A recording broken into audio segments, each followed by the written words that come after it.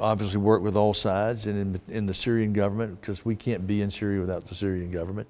And we had tremendous, I think, positive discussions about where we needed to be, what we needed to do, because we're, aside from Idlib, where we are feeding about 1 million people per day, we're feeding about 3.5 to 4 million people outside the Idlib area. So we have many things to discuss with the Syrian government as to other areas of Syria, as well as schools and school meals, and at the same time, what is a devastating dynamic, almost a perfect storm. You've got the war, the devastation of the war on the economy for the last 8, 9, 10 years, but now you compound the Lebanese economic collapse, because the Syria and Lebanon economy are just like that. They're tied together, and this is really becoming a perfect storm of devastation, because you were beginning to see in some areas of Syria food security was starting to improve.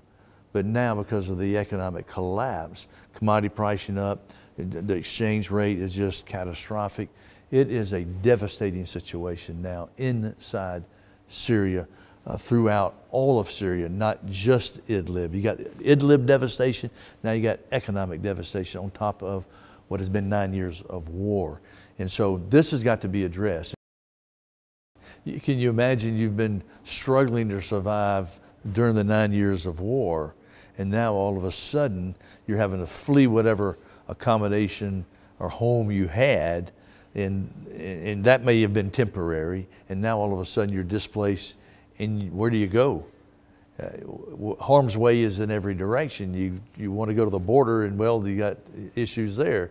So it's an extraordinarily difficult situation for every family who's trying to take care of their children and survive. And so we do everything we can to provide opportunities for them when we can, where we can, but it's not easy. You see the desperation in the eyes and the hearts of the families and the mothers who just like see their whole family just being destroyed. You know, they go take their children wherever they can. So hopefully we can start rebuilding the lives of the families. But in the meantime, at Idlib, it's in absolute catastrophic crisis mode. And so we are doing everything we can to pre-position food, ready to eat rations, no matter where they're coming from, no matter where they're going, in this particular type day-to-day crisis. And the front lines and the crisis changing literally by the hour. People are fleeing, they're moving here, they're moving there. And so we're moving our provisions, our trucks, our vehicles, our food around to accommodate the people so they can survive during this extraordinary difficult time.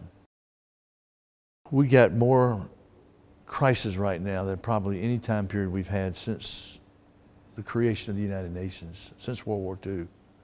I mean, look around the world, Yemen and Syria, Iraq, Sudan, South Sudan, the Sahel, Ethiopia, DRC, Somalia. Then you got the desert locusts on top of that. Now you got the coronavirus coming on top of this. And if the coronavirus continues to create panic around the world and there's an economic downturn, I've been telling the European leaders and leaders around the world, you don't have enough money set aside to address the needs in Africa, East Africa, West Africa, and the Middle East right now. And if there's an economic downturn, on top of the economic downturn that exists now in Syria and Lebanon, it absolutely could be a catastrophe. I mean, absolute devastation. And I'm very concerned about what happens in the next 6 months. It could you could see destabilization. You could see destabilization unlike any time period, maybe in my lifetime. You know, whether I'm in Washington, D.C., or Damascus, or Moscow, or Ankara, my message right now is please, please end this war. Please bring peace to the people of Syria so they can go on with their lives. It's time for it to end. Enough's enough. Too many people have suffered too long. Please, let's put the politics aside and end this war.